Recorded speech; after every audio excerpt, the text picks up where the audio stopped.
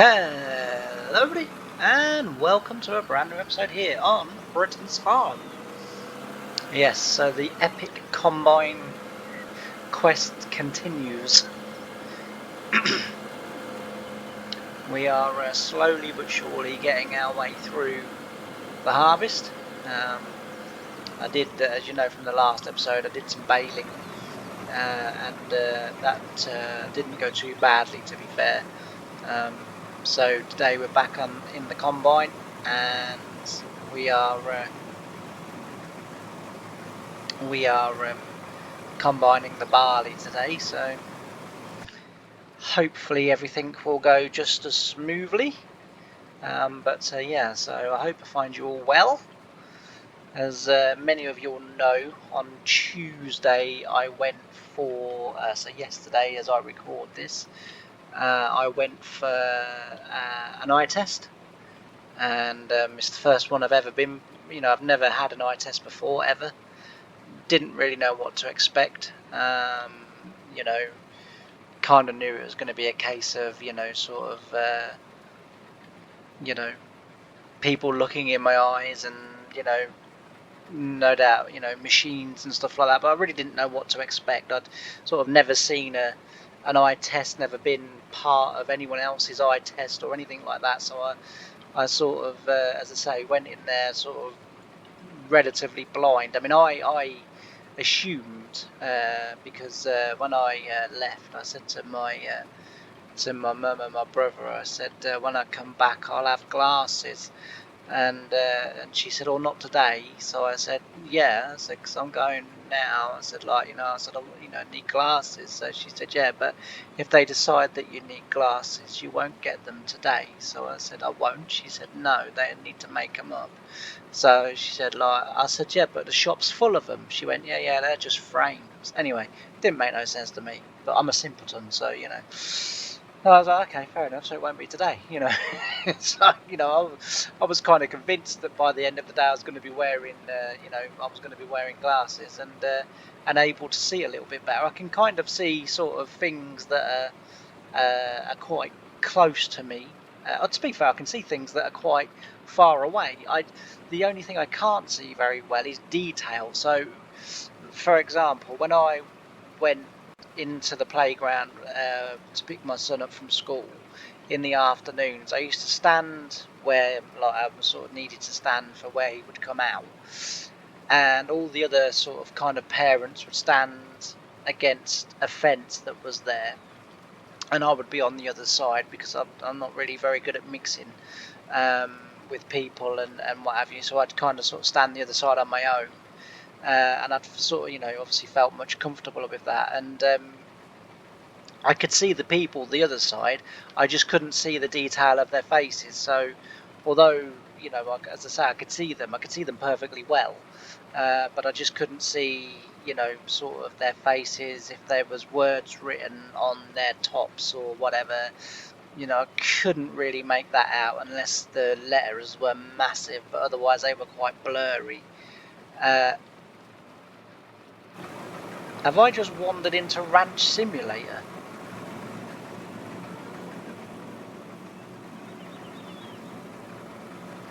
Sheesh. I've never seen that before in Farming Sim. Anyway. Yeah, so as I say, it was like I just wandered into Ranch Simulator there, where the chickens will escape if you leave the hutches open, and so will the cows and the pigs and any other animals you've got. If you leave the gates open, they're gone, and you're going all over the map trying to find them.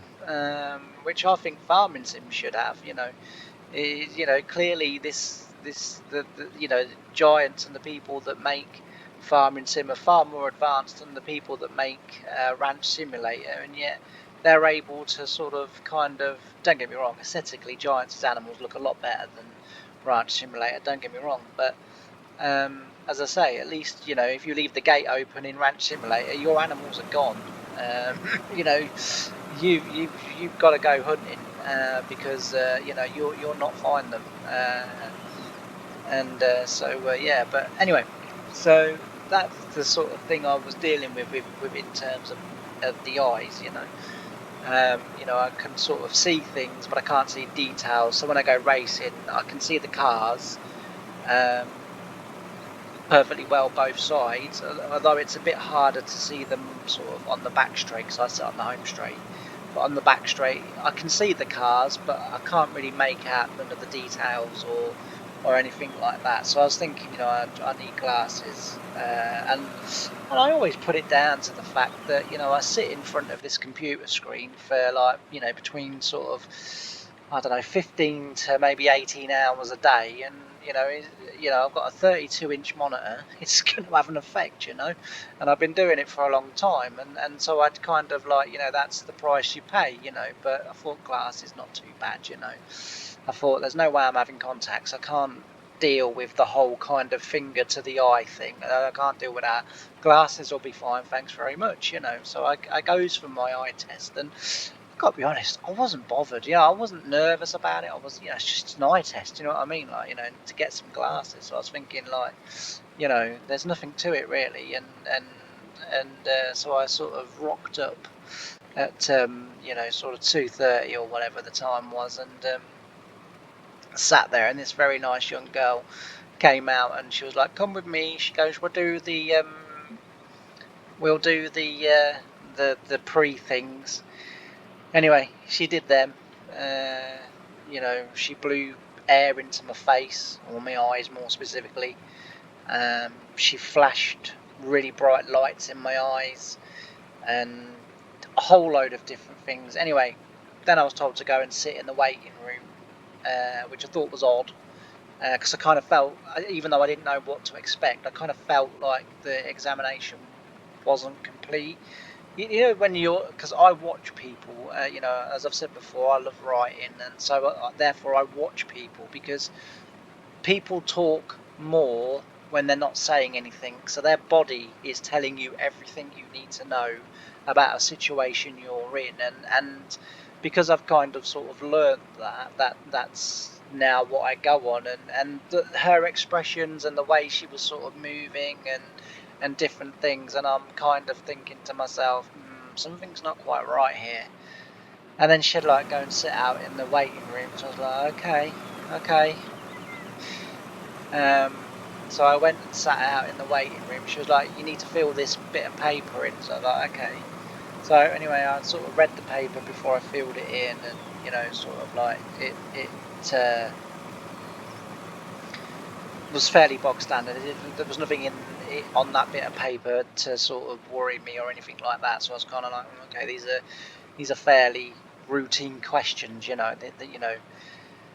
So I was thinking, okay, but I'm sitting there thinking something's not right. Something's not right here. You know, her expressions were not someone that is saying, you know, he's, you know, he needs glasses, but he's grand. So I'm just kind of sitting there, and then another lady comes over to me, and she's like, "Do you want a drink?" And I'm like, "No, thank you." And I said, you know, said to her, I said, "Oh, I didn't think this was going to be long." So she goes, "Oh no, it won't be that long." So I was like, "Oh, okay, fair enough." And I'm sitting there, and then I'm sort of starting to think, oh, I wish I hadn't come now. I wish I hadn't done it. People just told me that you go, you know, they do a few things. You get your prescription for your glasses, and that's the end of that. You know, I'm thinking this is not what I'm experiencing. And then a lady comes out and out of another room, and she says, "Mr. Dawson, would you like to come with me?" So I was like, okay. I can't do the actual voice that she did, because that would upset a lot of people. Um, and so you know, I goes into her room. So she says to me, she says, "How are you doing today?" So I said, "Well, before I got here, I said, I got to be honest. I said I was absolutely top notch. I said, like, I was all right. I said, but I know something's wrong. I said, just by the way people are dealing with me. I said, because I've been in the waiting room, I said, twice now, and the lady that's in there has not offered any one of those a drink. Yet I went in the first room, came out, she was handed a bit of paper, she read the bit of paper and came over and said, "Would you like a drink?" I said, "I know something's wrong here." So she was like, she goes, oh, well, there might be. She said, we're not sure yet. So I said, right. I said, well, in which case then, could you tell me what's wrong? So she said, no, because I'm not sure yet. She said, and I'm not saying in case I'm wrong. So I said, okay. I said, so I've got a brain tumour then. And I don't know why I blurted that out. I have absolutely no idea why I blurted that out. She looked at me and her face and she went, what? Oh, good God, no. And I was like, oh, thank God for that. Jesus. And she goes, why on earth would you think that? And I said, well, they flashed those really bright lights in my face. And she went, yes. She said, that's a standard thing that we do. I said, yeah. I said, and anyone with half a brain cell knows that when they flash really bright lights in front of your eyes, I said, a lot of people's eyes go red. I said, but if you've got one eye that goes red and the other eye doesn't, that usually is indicative that there is something wrong at the back of the eye, i.e. the brain. I said, and usually it turns out to be a brain tumour. So she went, no, both your eyes were red. She goes, you were fine. She said that it came back exactly what we were expecting it to come back as. She goes, you're fine. Don't, Jesus, she said, don't do that. I'm sitting there thinking, oh, thank Christ for that. So I'm sitting there and I go, I feel a lot better now, so you can ask me again now how I feel. So she goes, how do you feel today, Mr. Dawson? I said, you know what? I said, I'm on top of the world. I said, there is nothing you can say now that will shock me or scare me quite as much. And then she kind of sucked in through her teeth. And I went, okay, yeah. I said, that tells me that that's not strictly true either. She went, let me do the tests first, she said, and then I'll kind of like, she said, and then I can go into a bit more detail and explain. So I'm like, oh, okay, fair enough. So anyway, I said to her, I said, do I need glasses? And she went, definitely need glasses. Yes, she said, I've been given a prescription. She said, you definitely need glasses. There's no doubt about that. So I said, okay. So she said, I'm just going to put these on. I'm just going to put this on your, like, over your eyes. So I was like, okay. And she brought over this huge apparatus and put it on my, put it on my eyes. And I was like, I said, I'm not wearing these. I said, have you got anything a little bit more fashionable? And she sort of looked at me. I've been wanting for years to do that gag, I've got to be honest. And she looked at me, she went, no, these are not your glasses. And I went, oh, well, that's all right then. Jesus, I said, I was going to look a bit bloody, I said, I can't remember the word I used there, but I said a word and she kind of burst out laughing. And sort of along the lines of ridiculous. And so anyway, she said, no. She said these are for me to shed. So I know roughly what lenses you're going to need. So I said, okay. So she said, but she said that's not always like 100% accurate. So the best way that I can do it is to put you in this machine. We will then start flashing some lenses across, and you tell me when you can read the board on the back. So I said, okay. I said, I can sort of read that board without the machine at the moment. She goes, oh, can you? So I said, yeah.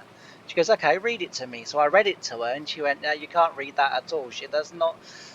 She's like, she goes, you got one letter out of the whole board. So I said, well, okay then. I said, put all the letters on the second row then, because I can clearly read the second row. And she goes, can you not see any of them? So I said, well, I can make out a K, I said, and a V, and an O, and an N. I said, I've got to be honest, the rest are really blurry. I said, I can't really see the rest of them.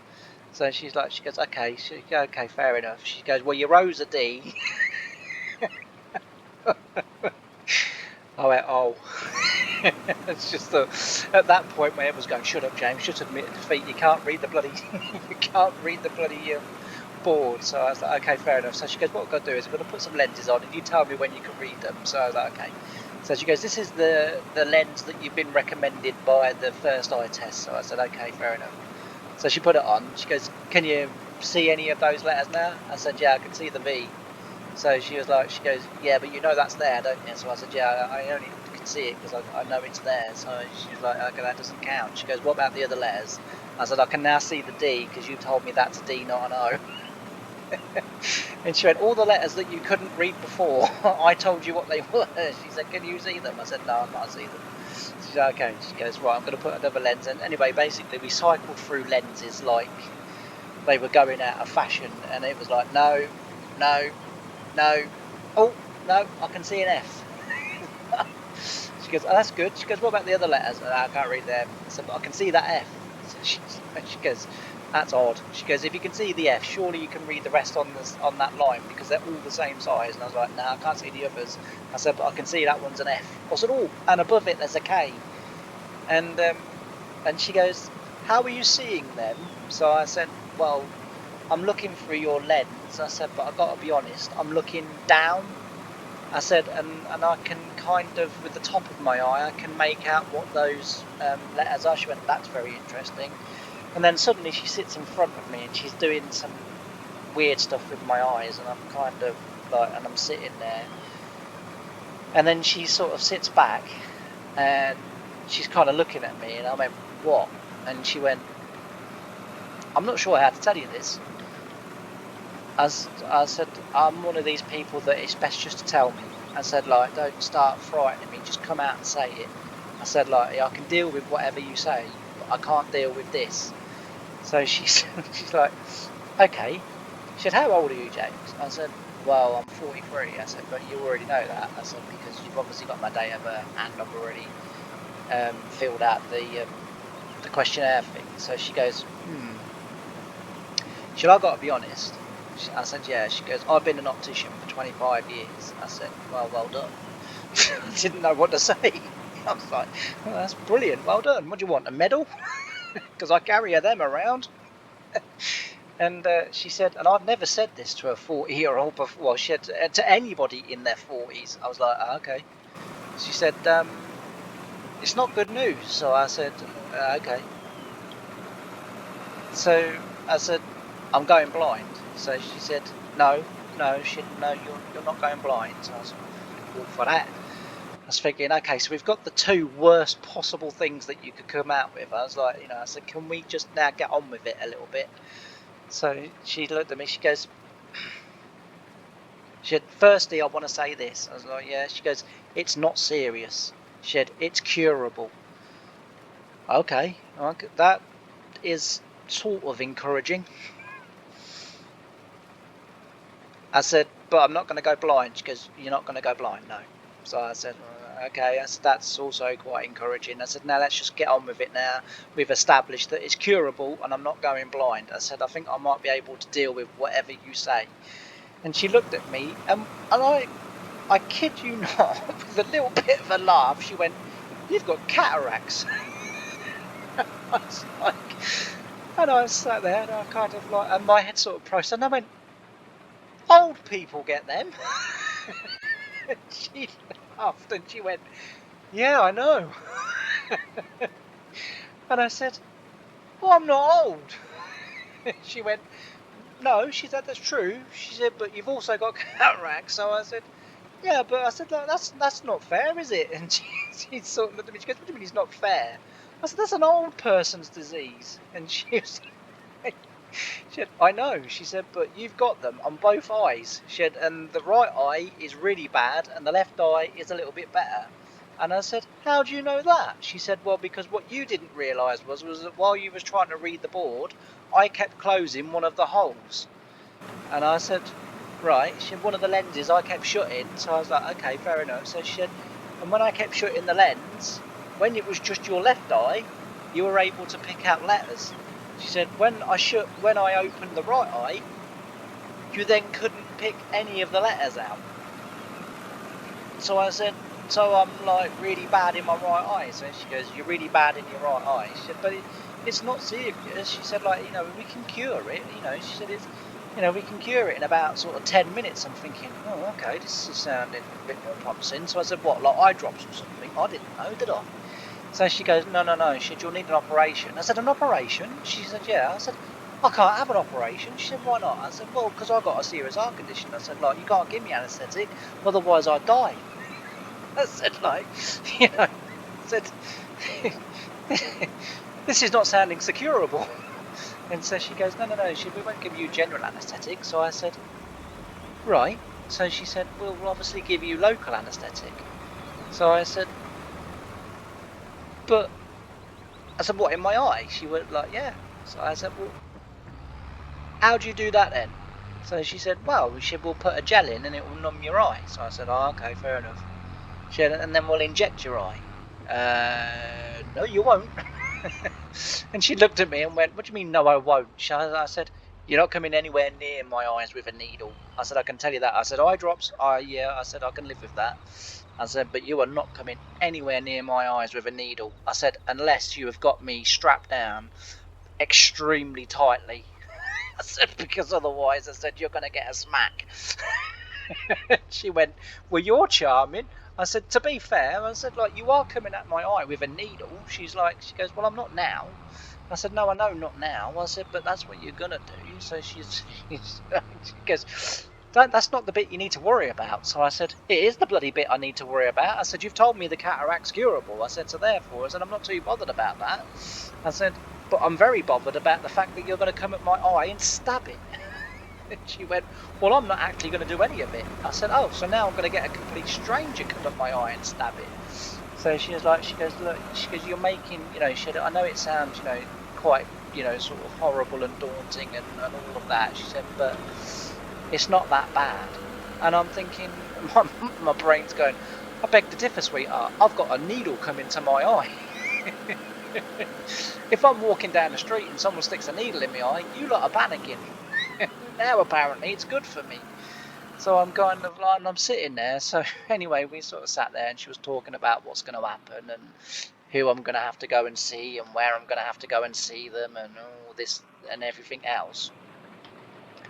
So I said to her, I said, what about my glasses? So she said, well, I can't actually give you glasses at the moment. So I said, why not? I said, because my dad had cataract. I mean, bear in mind, he was in his 70s. I said, my dad had a cataract. I said, he had glasses and he could see perfectly well. She went, yeah. She said, the problem is your cataracts are quite bad and it doesn't matter what strength lens I put in front of you. She said, you still can't see. So I said, well, that's not good, is it? And she went, well, not really, no. She goes, that's quite advanced and quite bad. She goes, how long have you been looking, seeing like this? And I said, I don't know, about 5 years. She looked at me, she went, what? I said, yeah. I said, it's just that now it's getting a little bit worse. And she said, what do you mean it's getting a little bit worse? She goes, you haven't been able to see properly for 5 years. She goes, how bad do you need it to get? And I was like, I said, well, I can still drive. And she went, well, not now, you can't. And I was like, excuse me? She said, well, not now, you can't. She said, you can't read number plates. I said, to be fair, I said, I'm not worried about number plates hitting me. I said, it's the other bloody cars I'm worried about, and I can see them perfectly well. And she was like, she goes, yeah, but if you get pulled over and they ask you to read a number plate, you can't read it. I was like, that doesn't really, I was kind of, and I went, yeah, okay, fair enough, fair point. And I'm sort of kind of sitting there, and anyway, she's like telling me all this information, and because I'm sitting there and I'm sort of thinking, old people get cataracts, not me. Do you know what I mean? I'd kind of accepted that in my 60s and maybe my 70s, if I'm lucky enough to get that far in life, because there's a fair chance that I won't, but if I'm lucky enough to get that far in life, I'm thinking I can accept it. That's an old person's disease. And then my head went to me, goes, what is it with you? Right. You only get either 18th century diseases or old people diseases. So the other disease that I suffer really badly from is gout. An 18th century bloody disease, and I get it, right? I don't know anyone else that gets it. I don't know, like anything like that, right? But I get it, and I get it quite badly, right? I get it really badly in either my big toe or my wrist. They're the two places, and my thumb. So, like, the wrist and the thumb are kind of, I get them there at the same time. It's never usually one on its own. It's usually both, or it's my big toe. I did have a day when I actually had it in my ankle joint as well, which was excruciating. I mean, it's really painful, like in your big toe or your wrist and your thumb, but I don't know, it just seemed a lot worse in my ankle. You know, because when it's in your big toe, you can kind of walk without sort of kind of pushing that toe down on the ground, whereas when it's in your ankle, you know, you need that to walk. And so it's, it's kind of like it was really, but I only had it for a day in there, luckily. Um, and I don't think it was a full day either. I think it came on sort of late afternoon, early evening, and I went to bed sort of kind of thinking to myself, this is going to be a hell next, you know, 4 or 5 days, because usually when I get it, it's usually for about 4 or 5 days, and then it starts to settle down. But yeah, you know, and I'm kind of sitting there thinking, an old person's disease or an 18th century disease, and Jesus, like, why can't you just do things normally like everyone else? I'm like, you know, do you know what I mean? Like, I was kind of sitting there anyway. So she goes like, you know, you'll go for an operation. She'd like, you know, they'll do one eye, and then, you know, 4 weeks later they'll do the other eye. So I was like, okay. She goes, they'll do the right eye first because that's the worst one. So I said, okay. I said, well, when will I get my sight back in it? And she looked at me and she went, what do you mean? So I said, well, when after the operation will I be able to see again? And she said, well, pretty much straight away. So I went, oh really? So she's like, yeah. So I said, there's no like sort of temporary, you know, you can't see anything because everything's really cloudy. She went, no, in theory, she said, when, you know, the anaesthetic and everything wears off, she said, you'll have a cover on your eye, you know, just because everything will be really bright.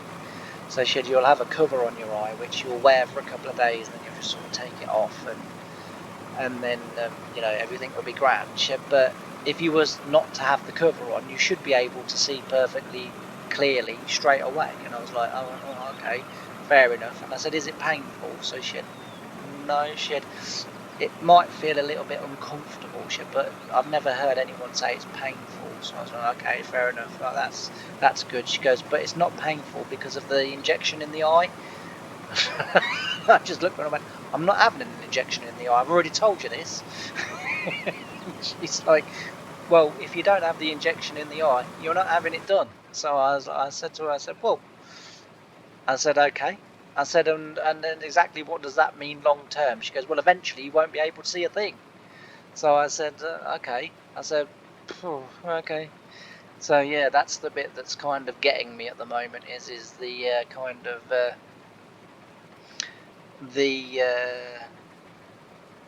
the whole kind of needle to the eye bit. The rest of it I'm kind of okay with, I'm kind of comfortable with. I'm thinking, yeah, I can pretty much deal with that, I think.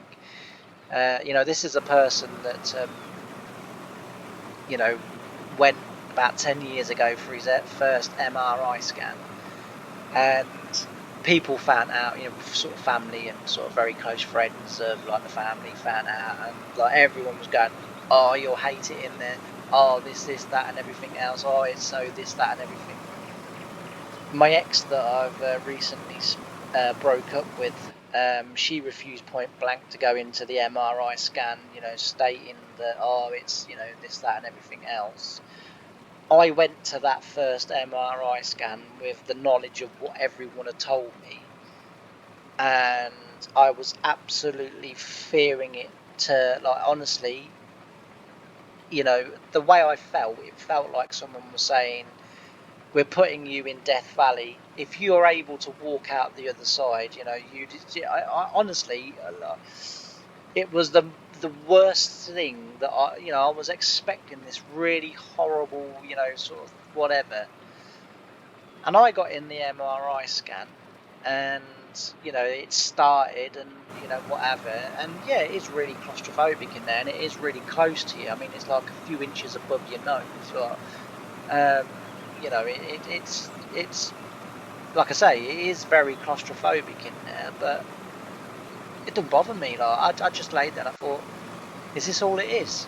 Thinking, well, this is nothing. You know, I was thinking, to me, you know, the way my brain sort of comprehended it was a bit like in the middle of winter, putting your head underneath the duvet and having the duvet sort of right there and sort of kind of. Now I can't do that because that makes me feel like I can't breathe.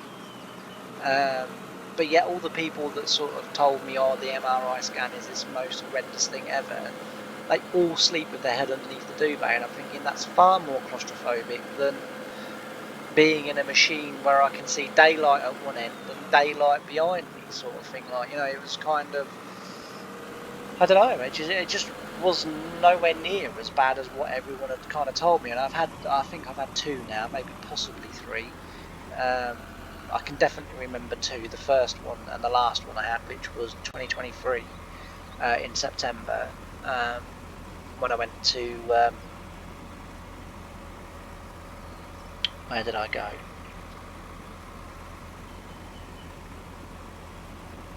I think I went to Great Ormond Street and had it done. Yeah, you know, just like the lady was like, she goes, oh, you know, people find, and I said, oh, I've had him before, and it doesn't bother me. And she was like, really? And I was like, yeah. I said, oh, you know, she goes, it could be an hour and a half, hour and 45 minutes. And yeah, that's right, don't worry about it. And she was like, she goes, oh, okay. She goes, I wish everyone was like you. So I said, yeah, don't bother me. I said, like, there's nothing to it. And I just kind of lay in there, and what do? I close my eyes and sort of snooze for and snooze for an hour and 45 minutes. It's kind of like the clonking of the machine and everything, and I kind of sort of thinking to myself, yeah, you know, this is alright, you know, sort of, I'll just close my eyes and have a little power nap, you know, I'll just sort of sit here and, you know, sort of, and I think about, I mean, it's crazy, but I always think about my, you know, sort of farming sim and different things, and, you know, I'm sort of thinking, oh yeah, when I get back I need to do that tomorrow. Because usually if I go to London, I do find that quite tiring. So usually when I get home, I tend to sort of just chill out in the, you know, on the settee or whatever, and like with my tablet or whatever, and just have the TV on for a little while, and then, you know, sort of about 9-10 o'clock go to bed, and you know, because I do find it quite tiring, but yeah, no, it's fine. But as I say, while I'm in there, I'm thinking about farming sim. I'm thinking about, well, you know, I need to get this done. Or if I'm sort of kind of just starting on a map, and I sort of, what I do is I take a mental image of the farm and the surrounding areas around the farm, and I'm thinking, yeah, do you know what? Actually, when I get a bit of money, I could build that there. I could put some sheds there. Could then knock all that and flatten that down, and then like, and especially as we've got Terra Farm now.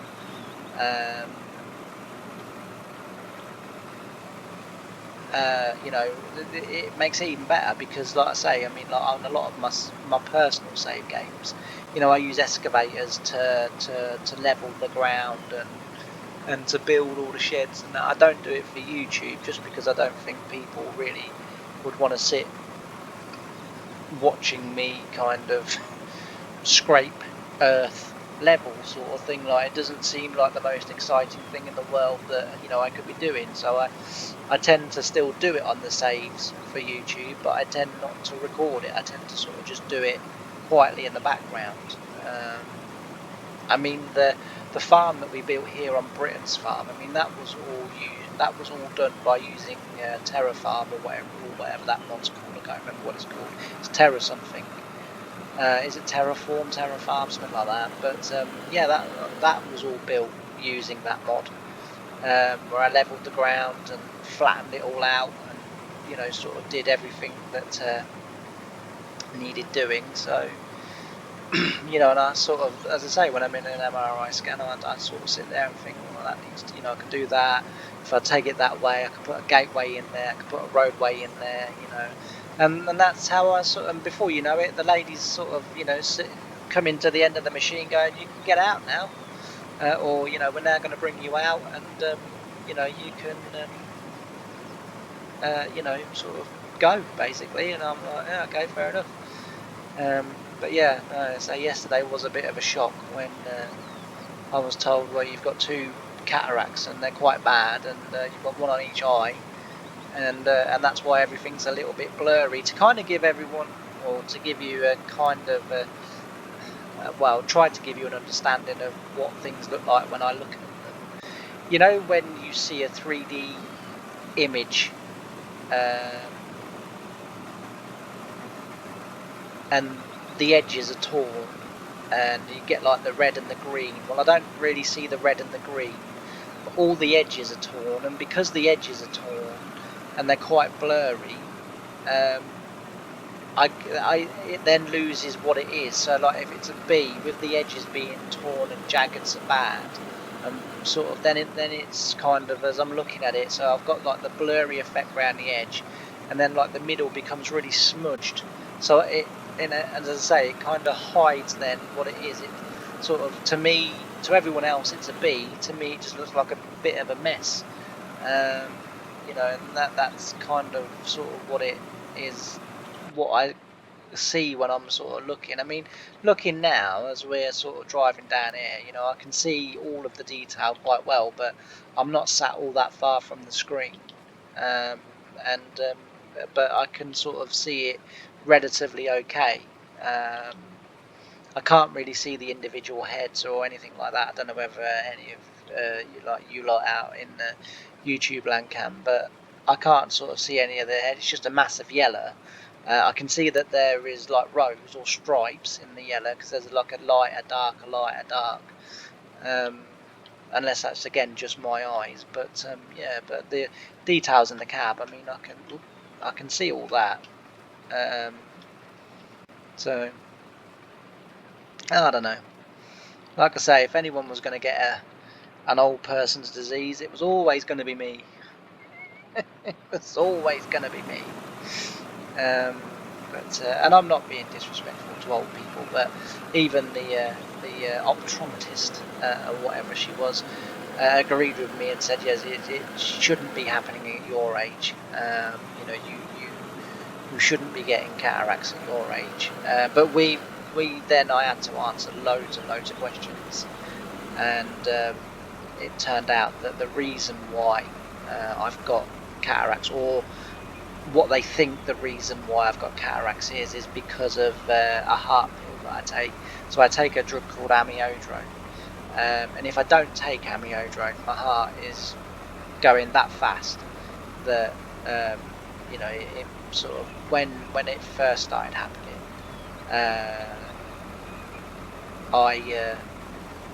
I died a couple of times because my heart was going that fast that eventually what happens is then obviously it just fails. It just got like, I can't keep up, you know, and I can't do it. I've only got one chamber that works, so that one chamber is doing the job of 4 chambers. So not only does it do its own job, but it does the other 3 jobs as well. And so therefore, when, you know, obviously my heart's going that quick, it can't keep up with the workload that is then being sort of imparted onto it. So yeah, you know, if I don't take the drug, that's what happens to my heart. And so I'm kind of now like, well, is there not anything else they can give me for my heart, you know, so as I don't go sort of, well, I think to go blind is a bit over dramatic, but, and I did ask the lady yesterday, and I said, like, you know, am I eventually going to go blind? And she went, I don't think so. She said, your the amiodarone is also damaging your cornea. She goes, now if that gets damaged enough, then yes, you will sort of start to lose your vision, because, you know, that we can't repair that. But she said, like, you know, at the moment with the cataracts, we can just take your lens out and put a new one in, and that's no problem. And, you know, she said, like, that's, you know, that's easy. You know, she said that would be like a 10-minute job. You know, she said, like, you know, she said normally within the hour you're going home. So I was like, well, okay, fair enough. I'm thinking that sounds okay as well. You know, so, but yeah, so it's kind of, I think, I don't know, I just, it's like today I keep thinking, what if I do go blind? What if I do go blind? Well, I won't be able to play farming sim, I won't be able to do this, I won't be able to do that. And it was suddenly like, you know, I won't be able to drive anymore. I love my car, do you know what I mean? And then I was like, well, I won't be able to go racing anymore. What's the point of going racing if I can't see what's going on?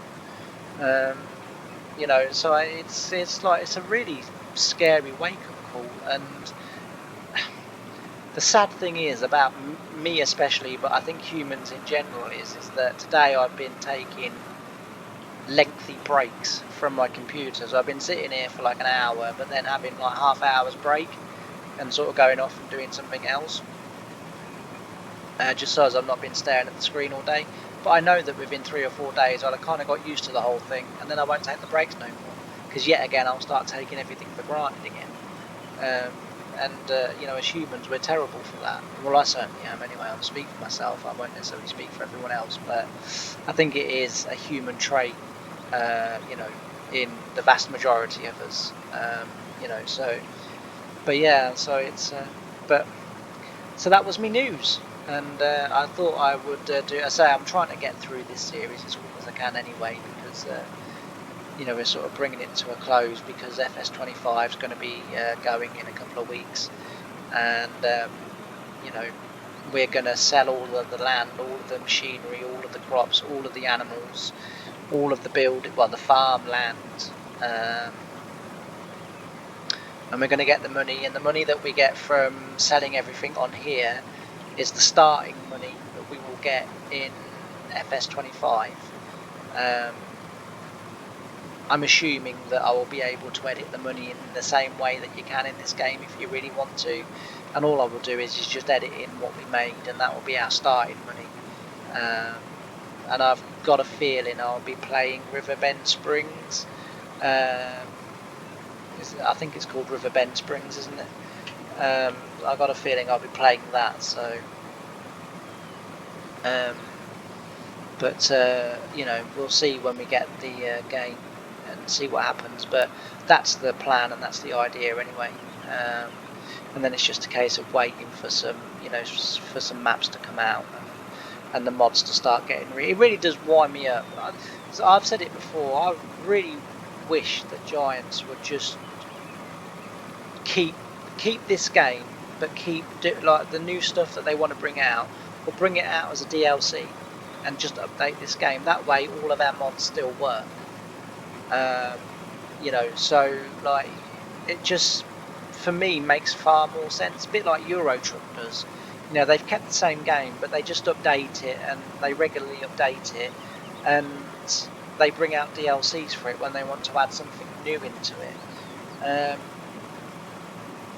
So yeah, you know, it's kind of like I just wish Giants would do that rather than a complete new game. And then sort of we've got no mods, and you know, we then spend the first year of the game waiting for the modders to put in all of the hard work that they've already put in to either convert those mods over or to make new mods. And for me, I think farming companies miss a trick, because and I know this only works for PC, I realise this doesn't work for consoles, but if I was John Deere, as far as I understand it, have to pay Giants to be in the game, right, as I understand it. But then that means that John Deere, if I've understood this correctly, then tell Giants what they want in the game, like the machines they want. Well, why don't they just pay modders to do it?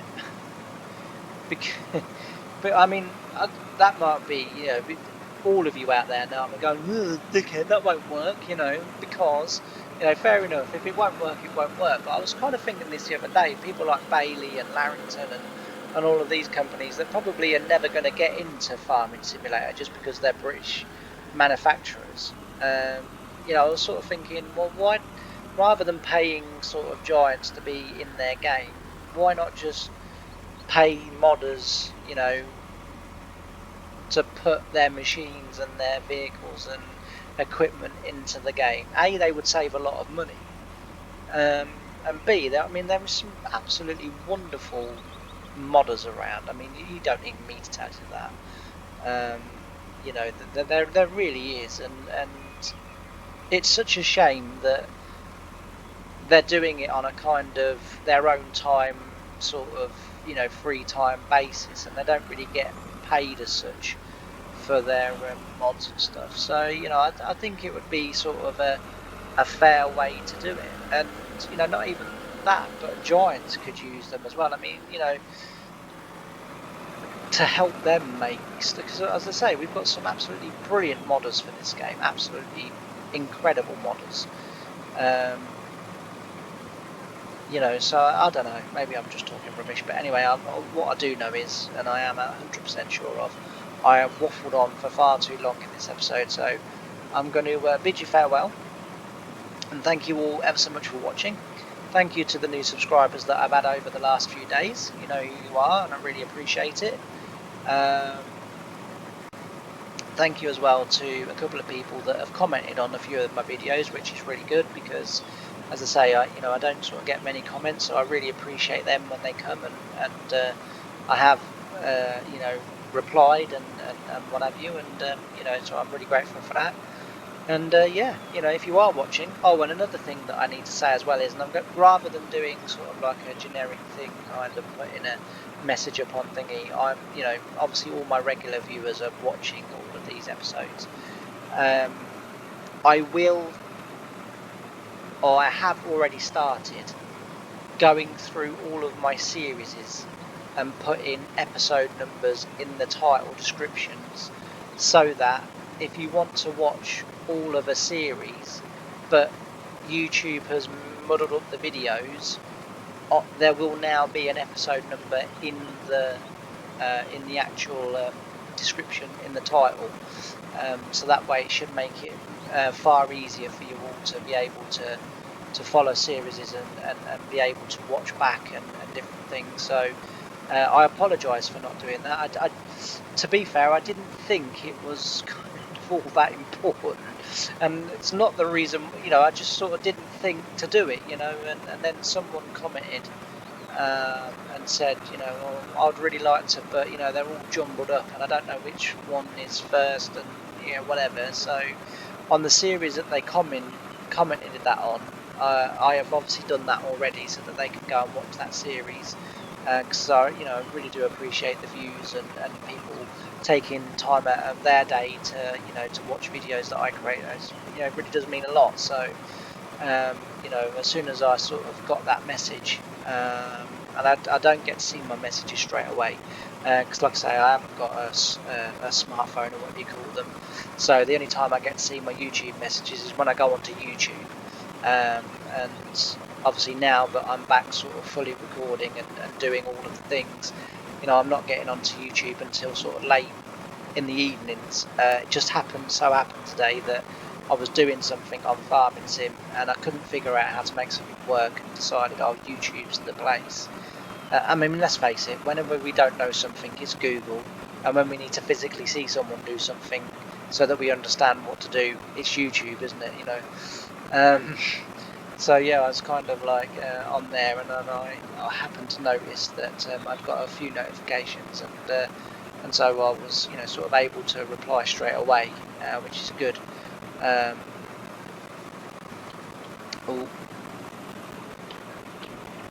I think I've missed a bit there. And yeah, so anyway, as I say, I've gone on for far too long, so thanks ever so much for watching, and I'll see you in the next episode. Bye for now.